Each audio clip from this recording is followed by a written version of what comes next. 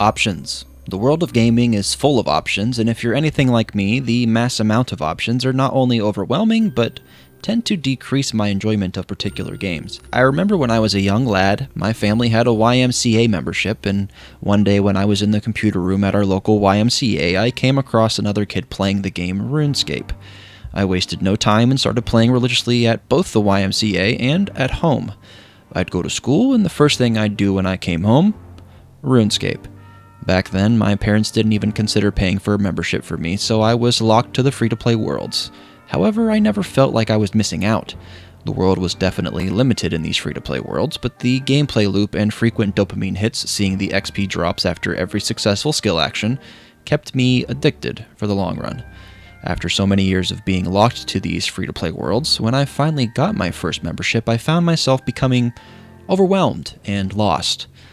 That's not to say I didn't enjoy the process of discovering new things in the game, but it did make previously familiar territory seem like foreign ground. Although it made things fresh, I found myself, after about a month of playing on Members Worlds, making a new account solely dedicated to free-to-play.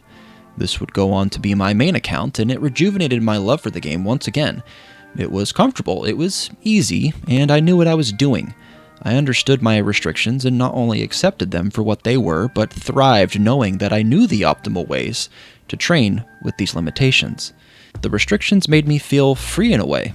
RuneScape isn't the only game I've had this relationship with. I still find myself playing the alpha and beta versions of Minecraft for the same reason.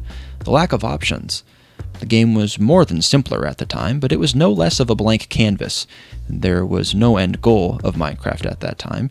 You just built things, mined things, and survived.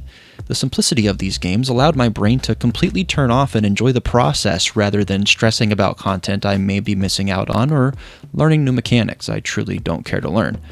Now, I think it's important to clarify that this is not an all-encompassing statement for me. I don't write off games just due to them being complicated. If the game seems interesting to me, I'll certainly give it a shot, but I do think that options for the sake of options can hinder enjoyment for the average player. Let's look at Call of Duty, for instance. Modern Warfare 2, 2022, introduced an absurd attachment system with tuning that, although was relatively interesting, was far too complicated for the average player to really find use or enjoyment out of it. I think it's obvious that my perspective on this particular game is a fact, because they would soon steer away from this in-depth tuning system in favor of a more streamlined attachment system that was more reminiscent of COD of old. I think this is another reason that many players, including myself, never really gave Path of Exile a chance. As soon as you see the skill tree, you just think, oh dear God, what have I gotten myself into? Let's zoom.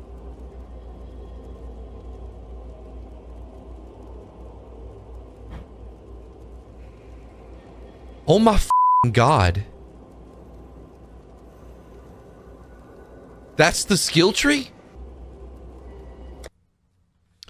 Well, you know what? I really enjoyed Path of Exile, guys, but yeah, let's switch to a different game. You guys want to play some Diablo? As a result, Path of Exile 2 has made it clear that they are changing the skill tree system to be more accessible to the average player. Would more Diablo 4 players have abandoned Diablo 4 during its disappointing launch and given PoE a chance if the skill tree wasn't as overwhelming? I know I likely would have. I may be the vocal minority here, but I really enjoyed my time with Diablo 4 and liked the fact that the skill tree was simple. It allowed me to get a clear understanding of my options with that class, get a feel for what the class would be like for the long run, and know very quickly if I enjoyed the class or not. I also believe free time is a major factor in a person's willingness to engage in a game that has far more options. I imagine someone like myself that works full-time, goes to school full-time, has young kids or other responsibilities would rather not spend time learning a new game for hours, but instead be able to hop into a new game, understand quickly what you're supposed to do, and start playing the actual game. At this stage in my life, and the type of player that I am as a result, I find myself wanting to have my hand held. I don't always want free reign and unlimited options. I want to have a linear path and direction so that I can feel like every time I play, whether it's for 1 or 3 hours, I'm making real progress in whatever game that is. I think it's clear that options within the game itself can be a roadblock for some gamers, but sometimes the vast amount of options in itself can be an additional roadblock. Have you ever opened YouTube or Netflix and just browsed endlessly trying to find the perfect video or show to watch, but after 15, 20, 30 minutes of searching, you still haven't chosen anything and you just give up and open TikTok or watch The Office again? I know I've been guilty of that. We all fall back on what is easy or what we can trust. I miss the days when cable TV and VHS were the only options I had. I'd either watch Nickelodeon or Cartoon Network, and whatever was airing at the time was what I watched. I was never a channel surfer. I didn't bounce from channel to channel as a kid. I'd check the TV guide, and if I didn't want to watch whatever was airing, I'd simply not watch it and find something else to do. I didn't have the stress of options like we do now. It is great to have full control of our entertainment, but sometimes I want to roll up to the Netflix bowling alley, if you will, and have the bumpers on. Surely I can't be the only one who feels this way. Maybe I'm just an old head that likes things better in the old days, but I've learned that for me and my taste, options can be a distraction in some cases.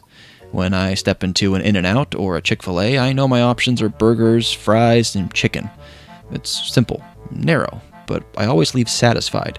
When I go to a place like a Cheesecake Factory, on the other hand, I spend the first 20 minutes looking at all 200 options on the menu, and then I end up getting a chicken parm like I do every time. So why even entertain the options in the first place? We entertain the options when they are laid out in front of us, but if we never had all the options in the first place, would we have been just as happy with the choice we made? In many areas of my life, I think the answer is yes. Thankfully, this is not a mindset that I live and die by. I'm happy to play new games and have new experiences with gaming, and I do all the time. However, when a game requires a significant time sink to just learn how to play the game, I'm likely not going to give it the time of day. I'm looking at you, Crusader Kings 3. So is it true that simplicity is always better? No, I don't think that's the case at all. Gaming is a hobby, and enjoyment of any particular game is subjective. If you love games that require you to stick your nose in the books and dig deep just to fully understand every little system, then great. But for me, I'm a seasonal gamer.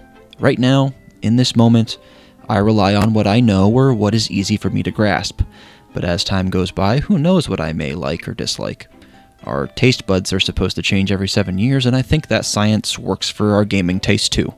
However, as I am recording this audio, simplicity is what I desire.